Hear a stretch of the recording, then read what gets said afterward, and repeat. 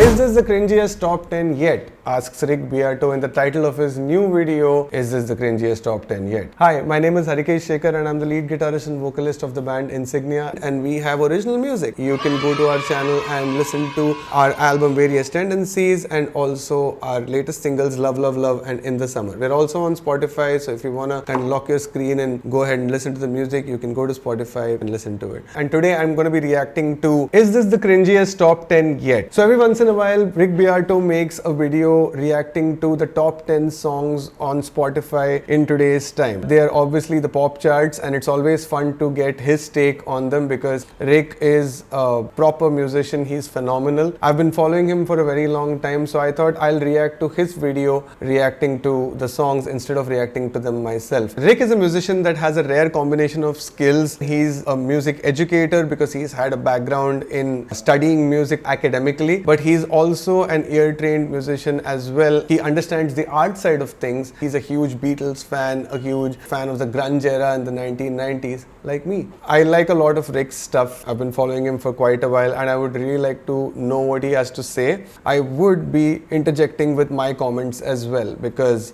a lot of these lists just get me really irritated and really boiled up because honestly, a lot of the songs on here aren't songs in my view at least. They are musical experimentations that I feel are meant to service as a soundtrack of something, and they sound like background music most of the time. In the traditional sense, a song would need to have an intro, a verse, a pre-chorus and a chorus at least to function as a song. Not just me, a lot of people out there would tell you that, but that's what I think a song should have. That's what I think makes a song what it is. Let's get into it. Let's see if they're actually cringy or if we can get something out of it. Coming in at number 10, this song is called I Ain't Going Back by Morgan Wallen and Post Malone. Let's check it out. Post Malone is in here.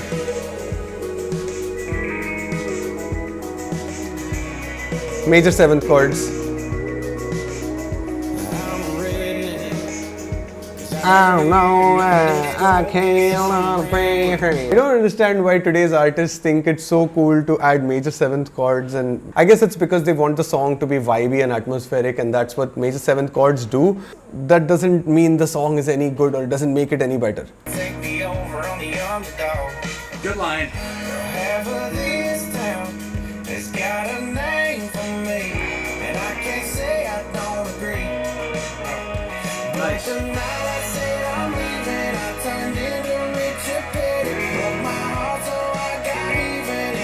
It's not bad actually. Yeah, I'm understanding a pattern here for the chorus. And we keep going like this, and we keep going further, further on a...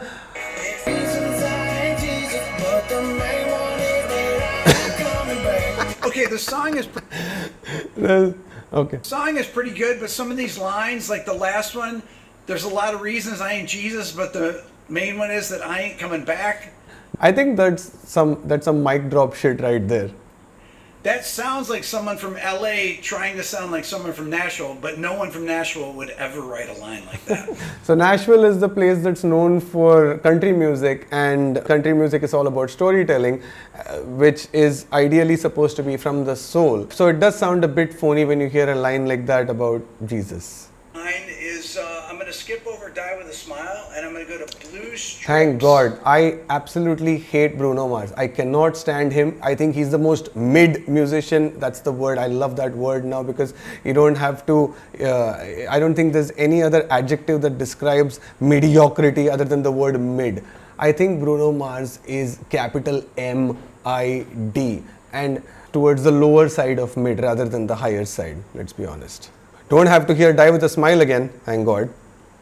Jesse Murph? No idea. Boy, mad at you. I had to get back at you. I had to get back at you. Back at you.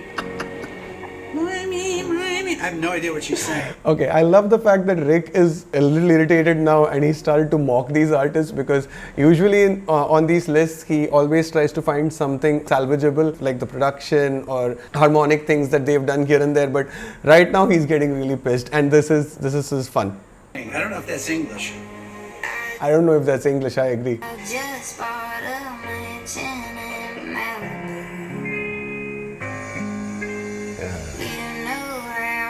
more major seventh chords. What is this obsession with the major seventh chord? Is that gonna be your vibe for your entire life? Is it always gonna be like, oh, oh no, whoa, yeah, Allah, oh. What is it? I don't understand. I mean, is it something about the major seventh that makes you feel really orgasmic? I don't know. Yeah, you got me throwing blue strips, bad tits in a strip club, throwing ones at your bitch, and I know it's going. This is another thing that bugs me about a lot of today's pop music. I mean, all the raps have to go like, can it be, let it boo, bah. What is this? Is there any scope for innovation here? Can you add a few other rhymes? Can you change the rhythm up a little bit? Or do you have to sound so monotonous? I'm going home, I'ma take it off, I'ma strip down. And what also bugs me is that there are teenagers listening to this music and they're not really into it. They just like it on in the background. I think somebody's commented here and I completely agree with that. One thing that I've noticed is that my kids and their friends might say they like these current popular songs, but the love doesn't really go that deep. They may tell you that they like it, but ultimately they can take it or leave it, and really they just don't care. Honestly, it seems ridiculous now, but I remember when your whole identity as a teenager was based on what music you listened to and what bands you followed.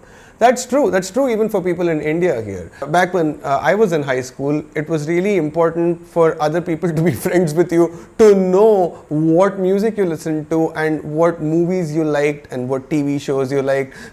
Give away a little bit about the person that you're talking to. It's not the same, it's not like that at all with today's kids. Rick is getting really pissed. Mad at you? Pikachu? Yes, Pikachu. Gotta get Pikachu, gotta get Pikachu. There we go again. It's like repeatedly stuffing your mouth with McDonald's burgers. Are you not gonna get bored of the same taste? You might wanna try something else. It's the same junk food that you're constantly eating, that you're getting your dopamine from. Is that just what you wanna keep doing, or do you wanna try something else, like some vegetables for a change? The melody's actually pretty good, but that weird baby voice is so strange. So I think Rick is letting her off easy. The melody is not good. Anybody who knows good melody would say that that's not good. A person who listens to Paul McCartney and loves the Beatles can't say that that was a good melody. That's just Rick being nice. Never heard of the Marias.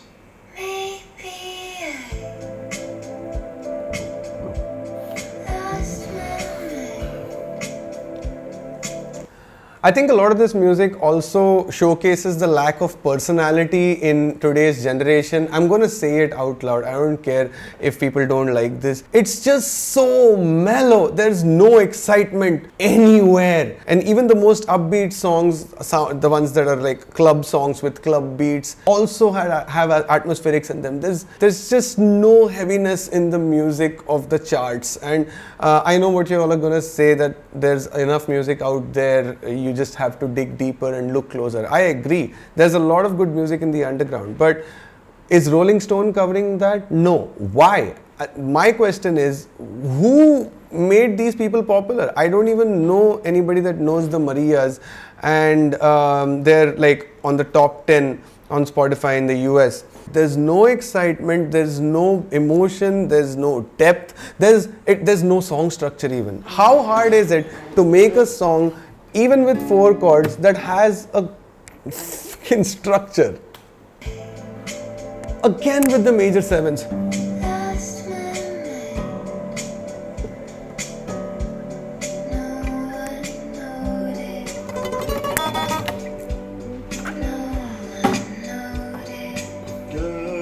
Oh, we move from the major 7 to the dominant 7. That's not cliche at all. What singers think nowadays is that if they make their voice sound nasally or whispery, that it's suddenly going to make the melody sound awesome. But It really doesn't. If your melody just has 3 notes, nothing is saving it. This could also be a producer's choice. I'm not saying that the singers are necessarily the ones that make that choice. But if your melody,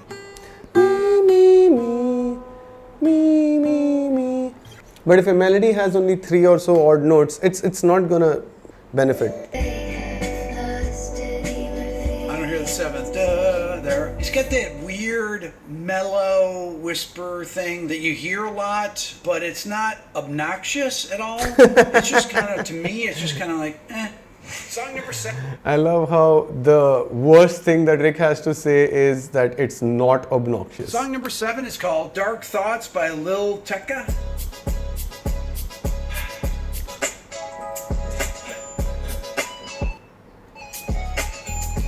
Yeah, there's the upbeat song for Ends you. on the wrong note there.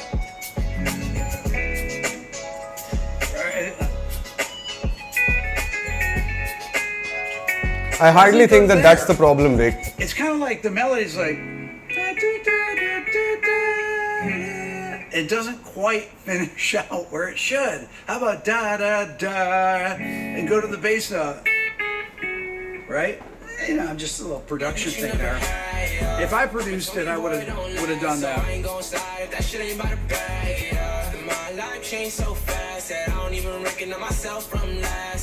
If Pharrell produced this, it would be way better. Okay, next. I don't know about that opinion. The only thing I heard was like an upbeat hip hop song, which is so throwaway I wouldn't remember it tomorrow. Okay, next we're going to skip over Birds of a Feather and we're going to go to Just in Case, another Morgan Wallen. Quick note here, Rick is skipping over a Billie Eilish song, Birds of a Feather, because he'd already covered in the previous list and it's still on today on the current list. Birds of a Feather is actually a good song. Billie Eilish is actually a good artist, but it's not the greatest song out there. It's still good. I ain't saying that I always sleep alone. Some serious nasal. Done a little bit of midnight moving on. And I ain't saying when I do that it don't help. Leaving someone I don't know her name. Pull her real close, but I leave some space. And I can forget you, girl, for good. Even though I should, I never let my heart go all the way. I don't know, for some reason it seems like I've heard 5 billion other songs that go la dum ba da ba da dum ba da ba da da da ba da lam da lam boom. Every time I try, I just hit the brakes. And there's always a couple trying to take your place. These are like the first melodies that come to your head when you're a songwriter and when you're writing songs, and then you dump them immediately because they suck. And these are out there, you know, on the top of the charts. I don't get it. I don't get it. But I never fall in love, baby, just in case. You wake up calling me out of the blue. You lay down needing what I used to do. Every now and then. Whatever thread is connected to his nose is pulling his nose way up as the song goes. It's not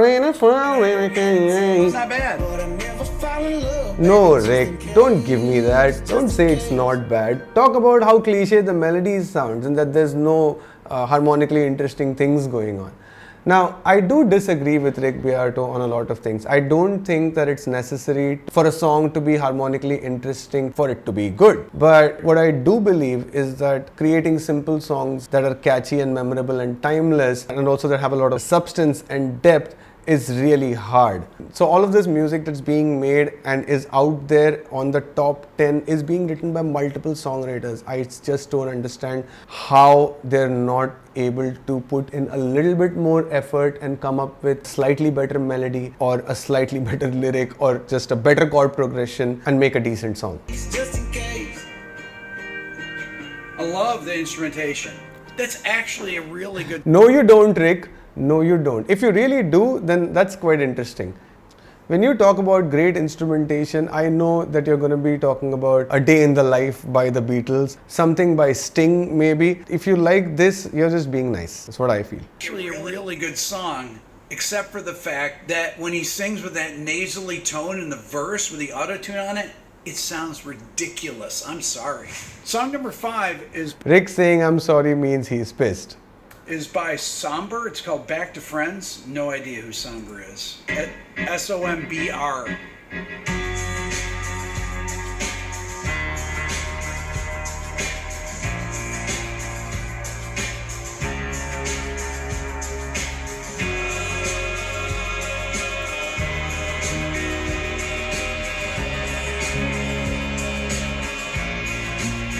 of reverse at that time.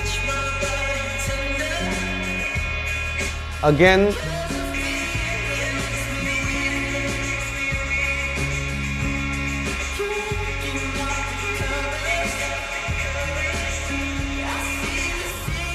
drowning yourself, drowning your voice in spring reverb to sound cool.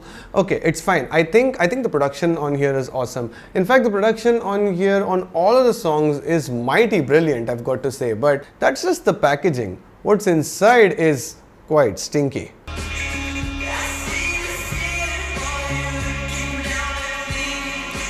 Now, as a fan of music from the 90s and to the early 2000s, with bands like Nirvana, Soundgarden, Pearl Jam, and Linkin Park, Slipknot, Korn, liking heavy metal, liking rock, it's really difficult to kind of understand pop music, the pop music of today from my point of view. I try my best to like it. I do listen to a lot of the Spotify charts. I've given it my best shot and I repeatedly try, but I've still not been able to get into it. And that's partly because when you listen to these songs, you see a wonderful outer packaging, and then when you open the box, it's kind of empty. There's no great lyrics to remember the song by. There's no real hook or good melody or chord progression that makes it interesting to consume, for me at least. And I'm not a biased rock or metal person either. I love a lot of the pop music from the 1980s. I would still say that good songs are good songs, and there is no excuse for a song to not be good.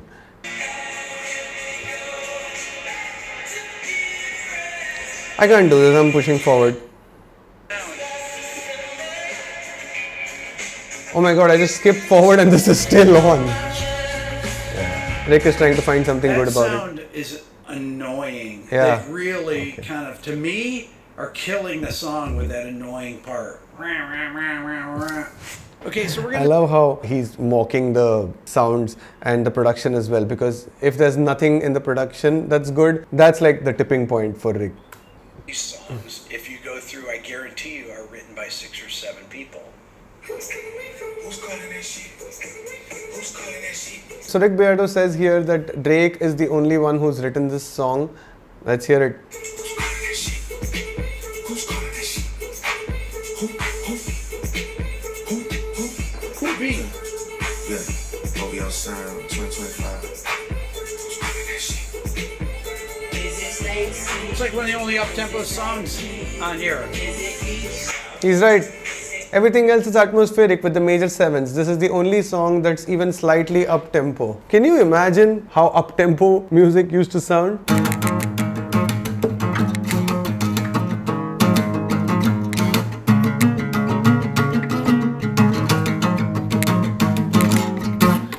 I'm a boomer just as much as Rick is. Even though I'm not really a boomer, I'm a millennial.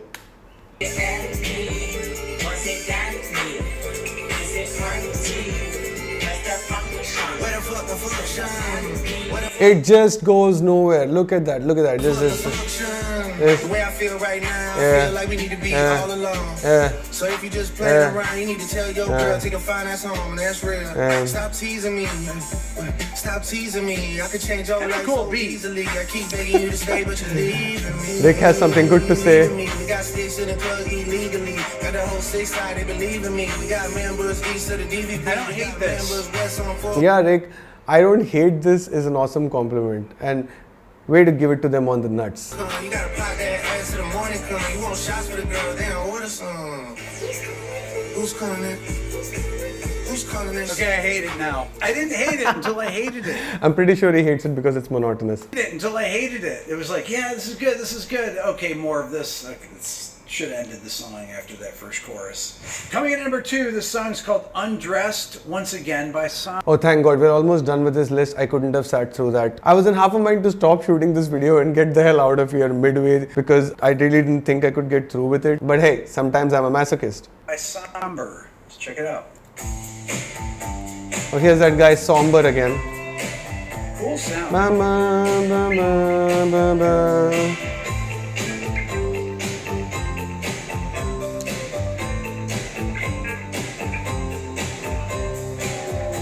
You hear about this thing called the line cliche. Bum, ba, bum, ba, bum, ba, bum. For all of our Indian viewers, you'll know how all these Bollywood songs go ba da da da da da da da da dum maro dum. It's a line cliche. Nice melody.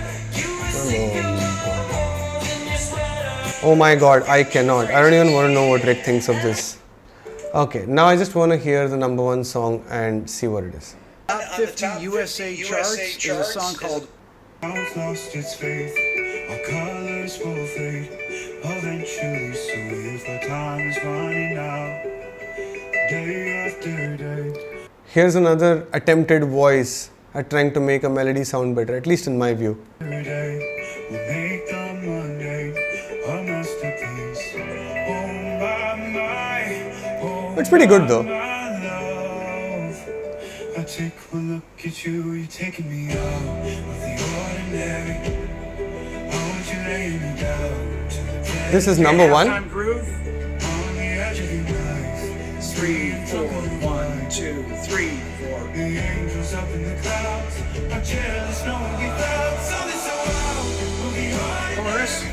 Oh, nice. You got me kissing the ground. As a songwriter, I can tell you this. I can remember how many times in my life I come across melodies like this in my head and directly dump them a day later because the next day I can't stand the fact that I wrote something like that.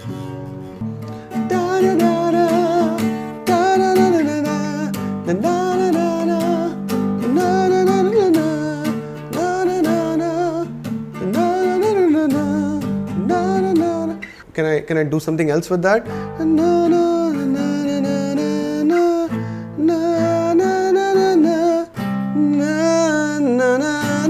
How hard is that?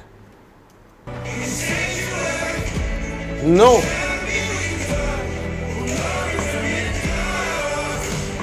Okay.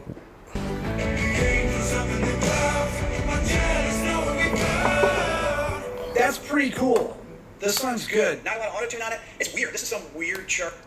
Okay, thank you Rick Beato for that and for the mild criticisms that you gave to all of these artists, but I know what you really wanted to say. I am not once in my life ever going to listen to any one of those songs ever again. That's how bad they are. Let me be honest here. The charts suck. We know it in the comments. Everybody talks in the comments about how the charts suck. But shouldn't they be good? Shouldn't there be a counterculture of some sorts in this era? Every era has had a counterculture. Everybody knew always that pop music wasn't going to be everybody's cup of tea. It was going to appeal to the masses because the least common denominator isn't going to suddenly understand artsy music. But there has to be an alternative, and at the moment it doesn't look like anybody's pushing any sort of alternative other than atmospheric pop. Even the ones who are underground and the ones who are trying aren't able to get the opportunity to come all the way up, because if you look at the Grammys in 2025, it was like a family show. It was like an in-house event with the same people, with Sabrina Carpenter, with Taylor Swift, and then the media is showing them to all be friends, which who knows if they really are or aren't. Olivia Rodrigo and all of these mega pop stars all in one room taking the Grammys and going home with them with no sign of any new artist in sight. Compare that with the 1990s Grammy Awards or any other year, and I looked it up on Wiki. Look at the variety here. Look at how many great artists are on there, and not only that, look at the number of genres that are being included. I think it's quite ridiculous that this monopoly is kind of killing music, and also this is music that is for people who haven't heard any music from before. If you look at teenagers now and they listen to this stuff, they're like, okay, I like it. Oh, this stuff is vibing, I like that. But then their opinion is against nothing else. There's no reference point. And if you play an AC/DC song to them, they'll be like, what the hell is this screaming? From that point of view, I get it. It's the music for this generation and stuff like that. But I think that judging from the fact that Rick Beato's video has 430,000 views in one day, and the fact that there are so many people commenting on this side of the fence, you would think that there would be a counterculture evolving. But I think the industry's monopoly is so strong right now that it's not allowing that to happen. Hopefully it does someday. Alright, that's it for today. I don't know why I made this video. I think I just wanted to rant about bad music along with Rick Beato, who I'm a fan of. That's all for today, folks. Thanks. Be sure to listen to the music. We also have a lot of funny content on our channel that you can follow. I do a lot of skits. More to come. See you next time.